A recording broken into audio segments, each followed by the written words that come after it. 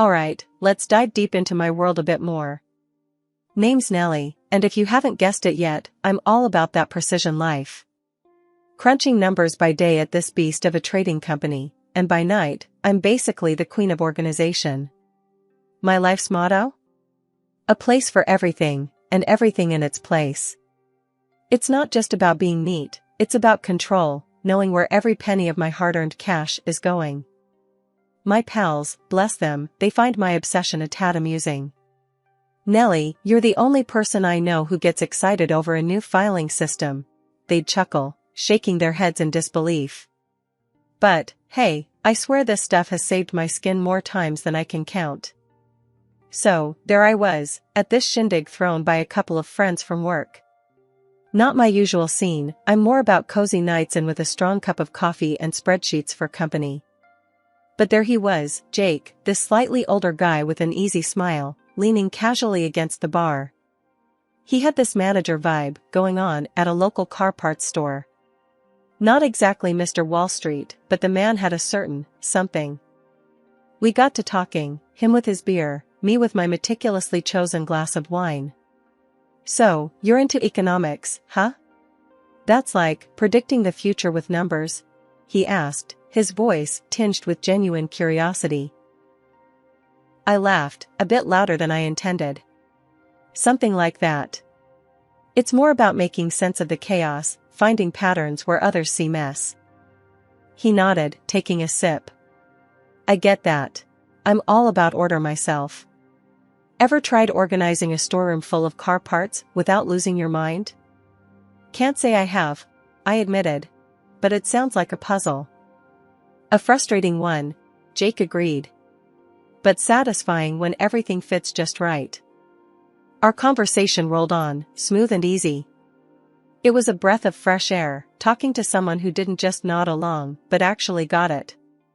We shared stories about our work, the challenges of keeping things in line, and the odd satisfaction of a well-organized spreadsheet.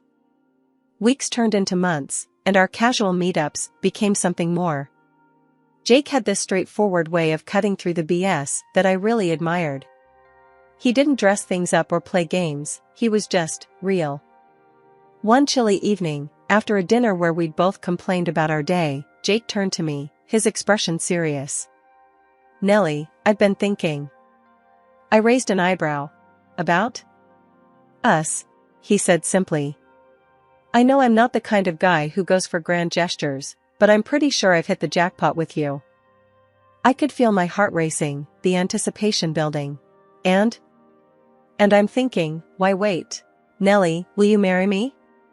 He fumbled slightly as he pulled out a small, velvet box, revealing a ring that was elegant in its simplicity. It was so Jake, no fluff, no extravagant speeches. Just a straight-up proposal. And it was perfect. Yes, Jake. 1,000,000 times, yes.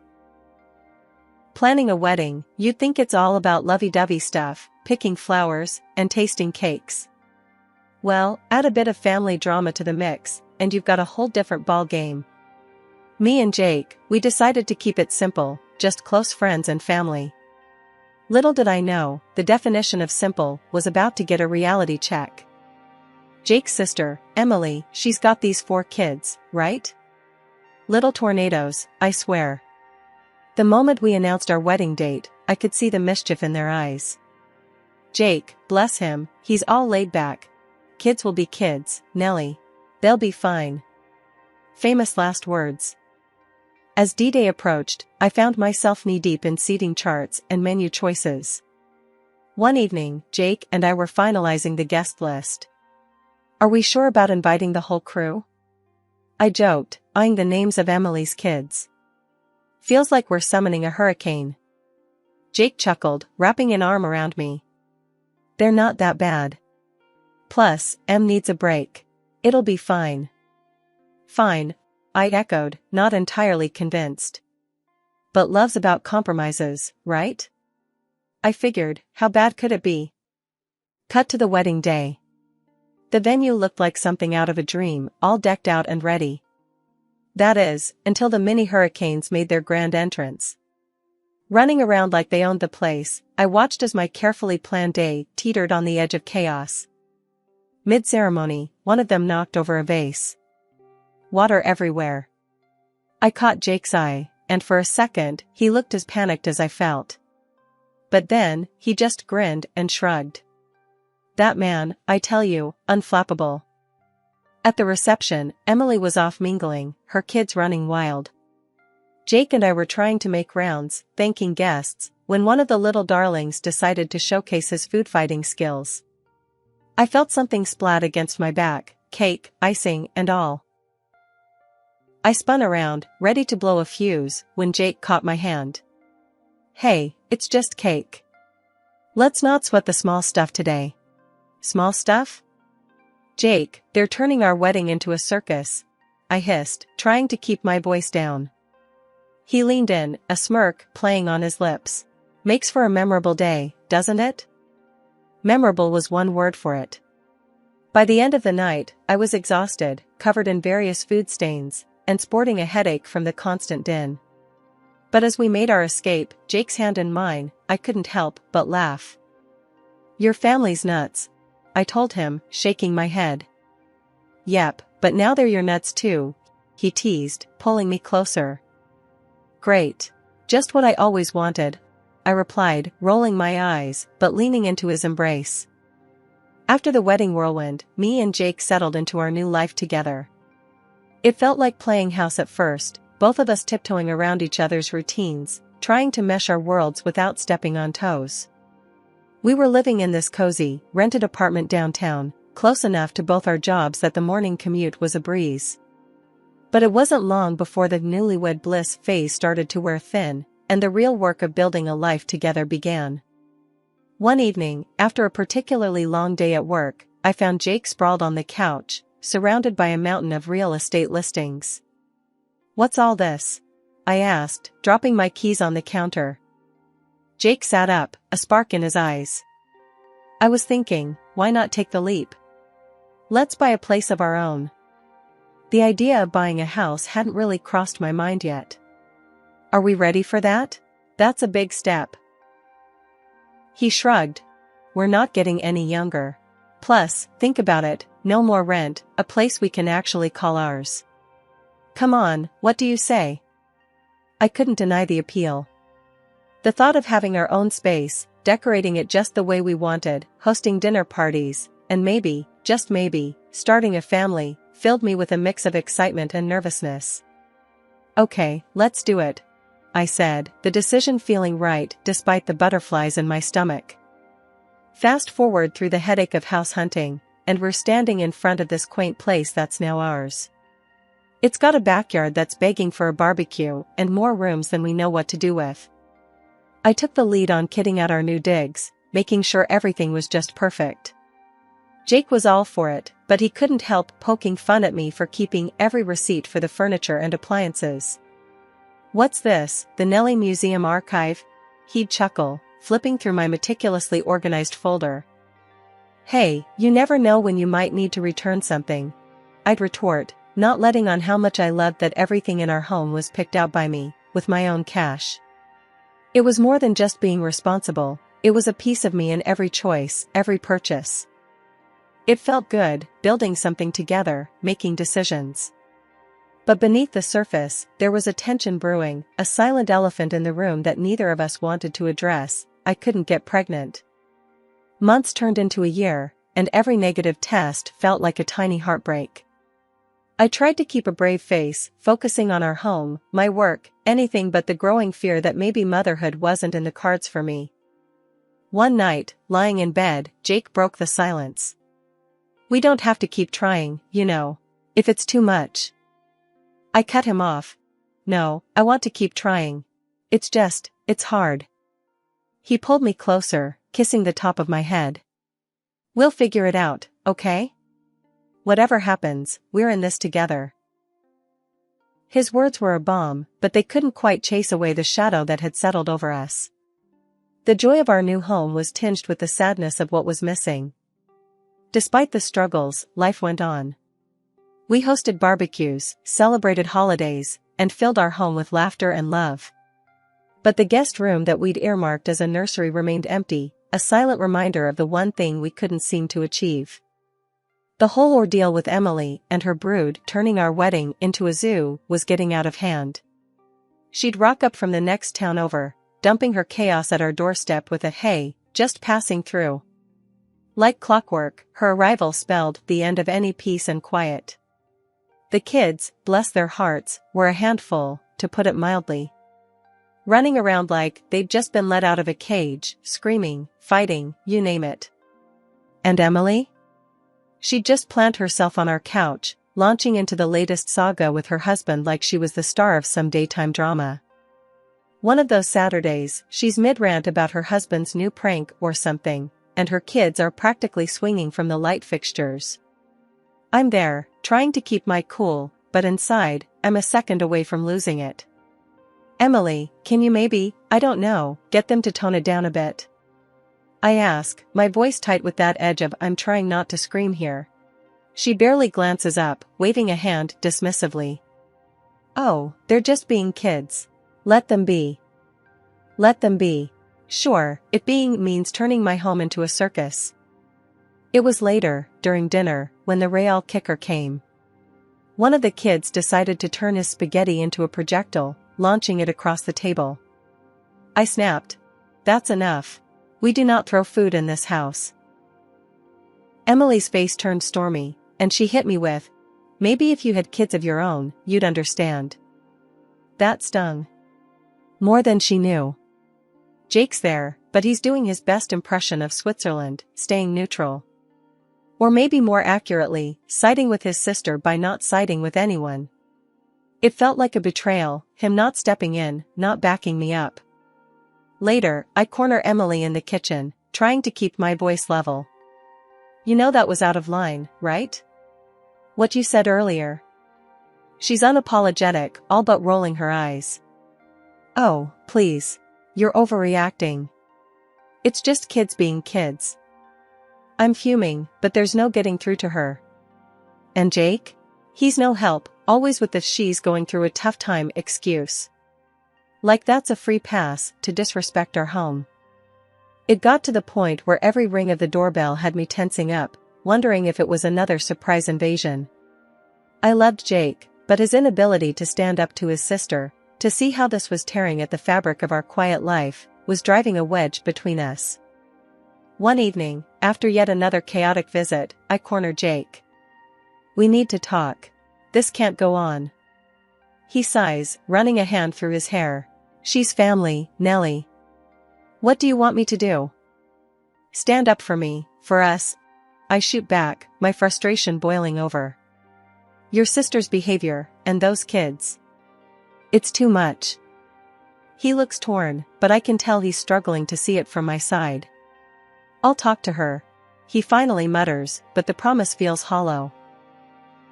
So, there I was, on what was supposed to be a quiet weekend, transformed into a live-in chef and babysitter for Emily's brood. She breezed out the door, off to shop, leaving a tornado of demands in her wake.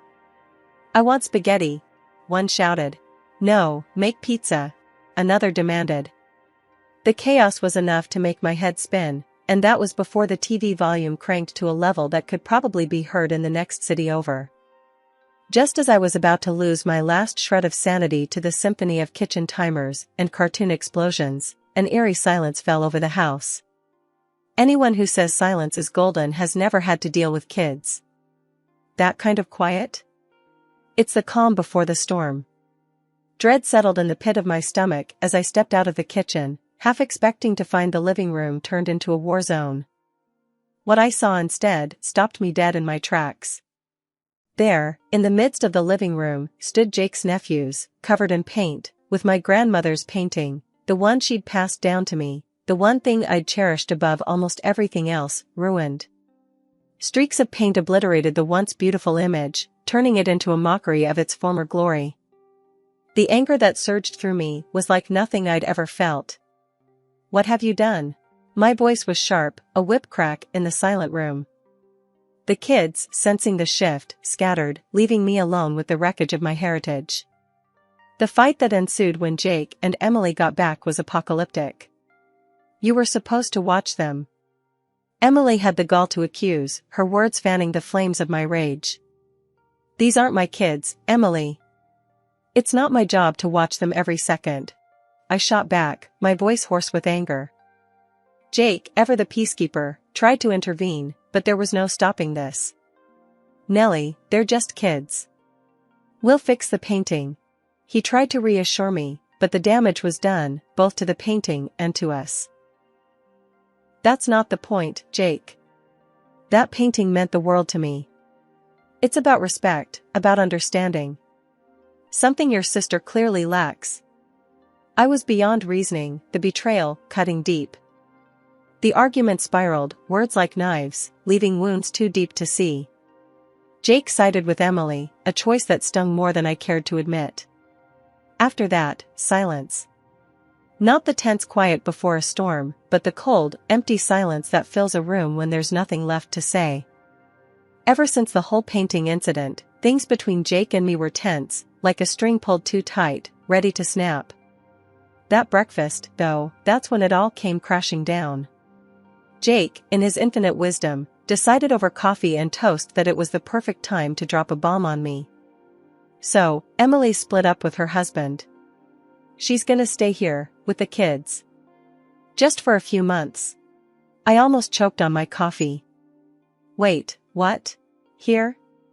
Jake, do you even remember what happened last time? This house can't survive that kind of storm. He sighed, the kind of sigh that said he was bracing for an argument he thought he'd win. It's family, Nellie. We can't turn them away. Besides, you're great with the kids. I snorted. Great with them? I'm not running a daycare, Jake. I have a job, remember? The one that pays for half of everything in this house? He wasn't budging, though. She's coming over tomorrow. We'll figure it out. Figure it out, right. Because we'd done such a stellar job of that so far. I couldn't let it go. What about renting them a place? I'll pay for the first month. They'll have their space, we'll have ours. Everyone's happy. But Jake shook his head, stubborn as ever. It's better if they're here. You know, family support and all that. Support. That's what he called this impending chaos. The argument spiraled from there, words sharp and heated. You can't decide this without me, Jake. This is our home, not a halfway house for every relative in crisis. He shot back, just as angry. They're my family, Nellie. Should I just turn my back on them? No, but there's a limit. There has to be. The conversation ended with slammed doors and silent treatments. The next day, when I needed to get to work, my car keys were mysteriously missing. A call to Jake revealed the final betrayal. Emily needs the car more than you do, he said, like he was doing me a favor. That was it. The last straw on a back broken by compromise and sacrifice. While Jake was off playing savior, I took action. I called the movers, directing them to every piece of furniture my paycheck had ever touched. The living room set, the dining table, even the damn curtains. By the afternoon, the house was empty, a shell of the home it once was. I drove to my mom's, the back of my car filled with the last bits and pieces of my old life. She was waiting, as she always did, with open arms and a pot of coffee on. Jake's going to flip, was all I could say as I walked in, the weight of my decisions heavy on my shoulders. Mom just nodded, pouring me a cup. Sometimes, you have to stand up for yourself, honey. No matter how hard it is. As I sat there, sipping coffee in the quiet of my mom's kitchen, I couldn't help but smile, imagining Jake's face when he walked into our empty house. It wasn't spite that warmed me, but a flicker of hope, a sense of freedom. I had drawn a line, finally, after months of being erased and redrawn by everyone but me. In a few hours, my phone lit up like a Christmas tree with calls from Jake. I didn't pick up. Couldn't, really. I just watched the count of missed calls climb, each one a reminder of the storm I knew was brewing. By evening, the storm broke right on my mom's doorstep. Jake showed up, mad as a hornet, ready to have it out then and there. "You've lost your mind, Nellie. Calling you a thief would be putting it mildly," he roared the moment I opened the door, stepping into the quiet of my mom's living room like a whirlwind of fury. I kept my cool, even as my hands itched to wring his neck for bringing all this drama to my mom's house. "Thief? Really, Jake? Let's get this straight. You took the car, our car, saying you bought it, so it was yours to give away." "Well, I took back what I paid for. Fair's fair." His face went through about a dozen shades of red and purple as I laid out the receipts on the coffee table, proof of every penny I'd spent on our home. This isn't how you solve problems, Nellie." "Oh, and letting your sister and her circus take over our lives was a solution?" I shot back, my patience worn to a nub. He was pacing now, like a caged animal. "Where are they supposed to sleep, huh? You've left my sister and her kids without beds and blankets." I shrugged, all out of sympathy. "Sounds like a you problem now, Jake." That's when he played his last card, the threat of divorce hanging between us like a guillotine. "I'll file for divorce. I swear, Nellie, I will." I didn't blink, didn't flinch. Instead, I reached into the folder I'd kept close all day and pulled out the divorce papers. "Beat you to it. Here. I've wanted out for a while now. Sign them, and you're free to play the hero all you want." The silence that followed was deafening. He took the papers, scanning them like he couldn't believe what he was seeing. Then, without a word, he signed them. Just like that, it was done. He left as quickly as he'd come, leaving a wake of stunned silence behind him. After the dust settled from the whole divorce saga, I found myself in this weird limbo, caught between relief and uncertainty. Jake and I sold the house, split the money down the middle. Through the grapevine, because small towns have nothing if not an efficient rumor mill, I heard about Jake's new setup. Him, Emily, and her rowdy crew crammed into a small apartment. The thought of it brought a mix of emotions. There was a petty part of me that wanted to revel in the schadenfreude, but mostly, I just felt sorry for him. Jake was working himself to the bone, juggling 2 jobs, to keep them all afloat. And Emily? Still not lifting a finger, still the queen of her own little drama. I ran into Lisa, one of our mutual friends, at the grocery store. "Hey, Nellie, you heard about Jake's new place?" she asked, all casual, like she wasn't dropping the latest town gossip. I shrugged, tossing a box of cereal into my cart. "Heard something about it. Sounds cozy." Lisa laughed, shaking her head. "Cozy's one word for it. Heard they're at each other's throats half the time. Emily's not making things easy." I sighed, not sure what to feel. "Well, he made his bed. Now he's gotta lie in it." Lisa patted my arm, a silent show of support. "You're better off, you know. You seem lighter, somehow." Lighter. That was exactly it. The weight of constant compromise, of living in a perpetual state of tension, had lifted. I was starting over, and the freedom of it was exhilarating. My new apartment wasn't much, just a small, bright space that was all mine. Decorating it felt therapeutic, a way to mark the beginning of this new chapter. My mom helped, her presence a comforting constant in the whirlwind of change. "You need anything else, honey?" she asked one afternoon, surveying my half-unpacked living room. I looked around, taking in the boxes, the bare walls waiting to be filled with new memories. "No, I think I'm good. Thanks, Mom." I started painting again, something I hadn't done since college. One evening, as I stood back to admire a particularly vibrant canvas, my phone buzzed. A text from a number I didn't recognize. Curiosity got the better of me, and I opened it. It was from Jake. "Hope you're doing well, Nellie. I'm sorry for everything." I stared at the screen for a long time, the words blurring before my eyes. The apology was unexpected, a small olive branch after months of silence. Part of me wanted to ignore it, to maintain the walls I'd built around my newfound peace. But another part, a softer, more forgiving part, typed out a response. "Thanks, Jake. I'm doing okay. Take care of yourself. Sending that text felt like closing a book I'd been reading for too long. There was no going back, no desire to revisit old chapters. I was ready to write new ones, stories of my own making. And for the first time in a long time, I was excited to see where the story would take me.